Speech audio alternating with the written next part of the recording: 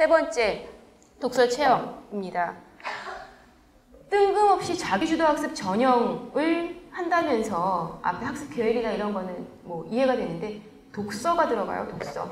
저 이거 보면서도 깜짝 놀랐는데 독서를 에듀플렉스에 저는 더구나 국문학과 전공자이기 때문에 독서에 대해서 목이 터져라 강조를 했어요. 독서가 안 되면 아무것도 안 된다. 독서라는 말이 너무 막연하시면 다른 말로 번역을 해드릴게요. 문자 해독 능력입니다. 우리말 문자 해독 능력. 독서, 어머님 모든 과목의 행위를 가만히 생각해 보세요. 궁극적으로 독서 행위입니다. 책과 내가 마주 앉아서 책 속의 지식을 효과적으로 핵심을 딱 가려서 머릿속에 싹 넣는 거예요. 독서 행위거든요. 아까 말씀드린 것처럼 반 넘는 아이들이 외국에 살다 왔다고 말씀드렸는데 이제 어떤 게 가관이냐면 어휘력에 있어서 깜짝 놀랄 수준이에요. 어떤 아이는 저는 사회를 못하겠어요. 도대체 무슨 말인지는 모르겠어요. 사회의 소질이 없나 봐요. 근데 막 얘기 들어보면 사회를 못하는 게 아니에요. 매니저님 진짜 있었던 일이에요. 공산주의가 뭐예요? 중학교 2학년 아이가 이런 질문을 해요. 공산주의가 공장이랑 관련 있는 거예요? 이런 얘기를 해요. 공산품하고 헷갈리는 거죠. 언어에 대한 감각이 전혀 없어요. 어머니께서 중요한 시기에 한 1, 2년 외국 보내시는 이유는 외국어를 습득하고 좋은 경험을 받길 원하겠지, 받을 수 있겠지라는 기대치인데 발달 단계, 교과 발달 단계상으로 생각을 좀 차원을 달리 생각을 해보시면 아이들의 1년이 교과부에서 2학년에게 습득되어야 마땅한 한자어 기반 어려운 어휘가 몇백 자, 몇천 자씩 지정이 되어 있어요. 학년이 높아갈수록 되게 급진적으로 그 난이도가 높아지고 이 아이에게 기대하는 독서 수준이라는 것이 이제 껑충껑충 뛰게 되는데 굉장히 중요한 우리말 고급 어휘가 폭발적으로 확장되어 있는 시기가 뻥 뚫려 있는 거죠. 가면은 부모님부터 할 테니까. 초등 아이들이 쓸 법한 그 나라의 언어를 쓸 테니까. 그게 안 되면 아무것도 안 되기 때문에 뭐 전형 발표되기 전에 저희는 방학하면은 이번 겨울방학 때 했던 것이 우리말 한자어 기반한 어휘 500자 띄기예요. 누적 체크. 영어 단어 외우는 게 문제가 아니라 500자 띄기. 공부 잘하는 녀석도 막 체크해보면은 정말 심각할 정도 단어를 몰라요. 고등학생도 마찬가지고 중학생 얘기할 것도 없어요. 고등학생도 마찬가지고. 거기에다가 고사성어나 기타 상식적으로 우리말을 해독하기 필요한 모든 정보들이나 단편소설과 시라는 여러 장르들을 읽는 훈련을 하고 그거에 맞는 웍시트를 작성하는 훈련을 방학 내내 했어요. 매일 오면은 매니저한테 사설부터 한 장씩 받아서 주제찾기랑 단어장 만들고 들어가는 게 의무사항이고 지점에서. 너무나 강조했던 상황인데 그 체험이 있어야만 외국에 들어갈 수 있다고 하더군요. 600자에 써야 되는데 독서를 통해서 자아의 성장 과정이 기록되어 있어야 돼요. 계획된 독서를 시킬 예정이고요. 독서라는 거는 필독 도서가 있을 거고 학과 도서가 있습니다. 그리고 세 번째로 독서 경험을 통해 아까 일관된 히스토리가 쭉 형성이 되어 좋다고 했는데 나는 동문과를 가고 싶어요. 지원서에 동문과 가고 싶은데 가장 감명 깊은 소설 중에 데미안이나 뭐 헤르만 헤세나 괴테나 독일의 대문호들 그 나라 사람이면 이 작품을 거의 정전처럼 삼고 있는 그런 작품들을 아이가 이미 다 읽고 왔어요. 굉장히 깊은 인상을 남겼죠.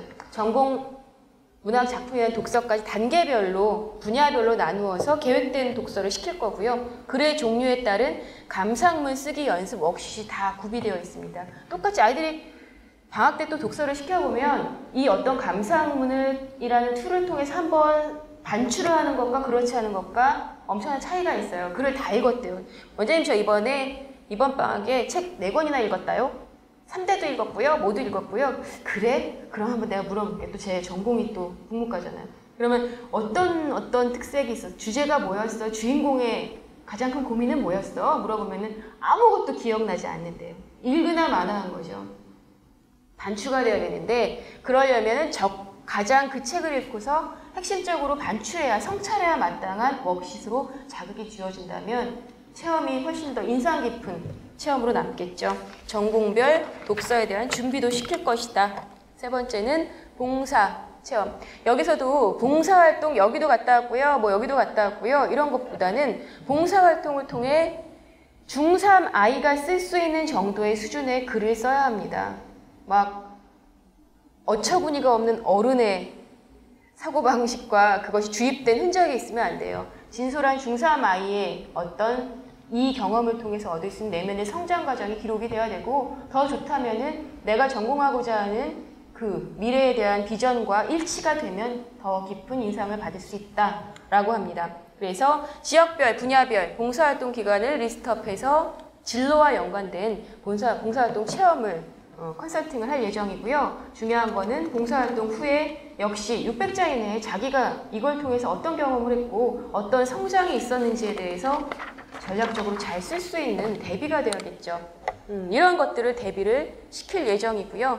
그래서 에듀에서 지금까지 말씀드린 내용을 요약을 하면 처음에 말씀드린 것처럼 6년간 그 중에서 중학교 그 빠른 막 한 해가 다르게 아이들이 변하는데 그 성장의 역사를 기록하라는 겁니다. 학습적으로 유능한 학습자로 성장하는 그 과정, 상담 과정, 자기에 대해서 나라는 그 질풍노도의 시기를 막 거쳐가는 그 아이들이 나라는 사람이 어떤 사람인지 탐색해가면서 성장해가는 그 정신의 성장 과정, 그리고 많은 풍부한 독서 경험을 통해서 어떤 경험들이 있었는지, 내면에 어떤 자극들이 있었는지, 독서의 과정, 이 모든 성장의 역사가 자기주도 학습 경험이라는 것이고, 결국 짧게는 외고 입시에 대한 성공이지만 궁극적으로 아까 처음 말씀드린 것처럼 외고 입시 전형은 자기주도 학습 전형은 외고를 들어가기 위한 전형만은 아닌 것 같아요. 얄팍하게 준비를 할 수 없을 뿐만 아니라 이런 과정으로 충실하게 아이가 스텝을 밟아간다면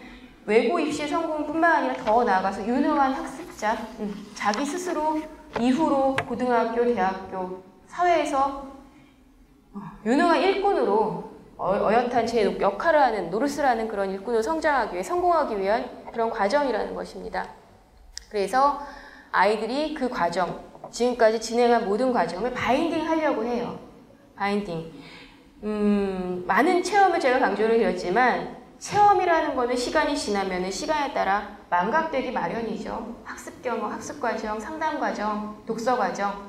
그러면서 그 과정을 거치면서 처음부터 지금까지 내가 성장한 궤적들, 내가 어떤 사고들을 했고 어떤 성찰들을 했었고 나에게 어떤 영감이 오고 갔었는지, 그날은 깊은 인각이 있을 수 있겠지만 그 시간이 지나면 또 다 흩어지고 망각되고 남겨지지가 않는 게 일반적인 속성인데, 하나하나 성장의 과정을 바인딩을 하려고 합니다. 그래서 바인딩을 하는 목적은 나중에 입시 직전에 자기소개서를 쓰게 될 거예요. 자기소개서 쓰기 직전에 전체적인 내가 어떠한 성장의 과정을 거쳐왔는지 그 리뷰를 하고 나면 자기소개서 쓸 때 얄팍한 것이 아니라 훨씬 풍부한, 아 내가 이랬구나, 처음에 되게 어설펐네, 웃겼네 막 이러다가 이렇게까지 갔구나, 자기에 대한 깊은 성찰이 드러나는 그런 자기소개서를 쓸 수 있을 것이고, 마지막 입시 직전에 되면은 매니저와 함께 이제 실전 경험으로 넘어가서 소개서를 어떻게 쓰는 것이며, 뭐 비문은 없는지,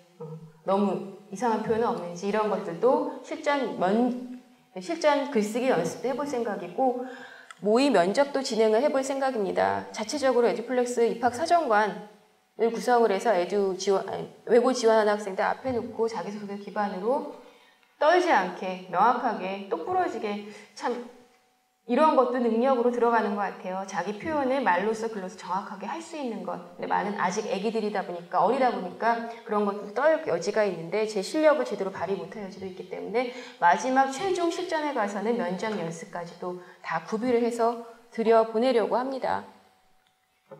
마지막으로 드리고 싶은 말씀은 처음에 말씀드린 것처럼 자기주도 학습 전형이 발표됐을 때 깜짝 놀란 것처럼 자기주도 학습 전형을 준비하시려면 자기주도학습 전문기관에 맡기셔야 한다는 겁니다. 에듀플렉스에서는 그 모든 전형에 부합되는 커리와 노하우와 인력과 모든 인재풀을 갖추고 있어 왔고, 이 중에서 지금 갑자기 요강이 발표돼서 준비한 건 아무것도 없습니다. 저희가 해왔던 것들을 이렇게 세상이 원하는구나, 이제 제도로서. 그래서 깜짝 놀랐다는 말씀 계속 드리는 거고요. 급조, 이제 이런 것도 필요하다니까 만들어보자 한 거 정말 아무것도 없습니다. 이거에 따라서 여지껏 해왔던 것처럼 조금 더 정제된 자세로 아이들과 함께 자기주도 학습 전형, 자기주도 학습 전형을 준비할 수 있는 학생, 자기주도 학습 능력 있는 학생을 만들려고 합니다. 들어주셔서 감사합니다.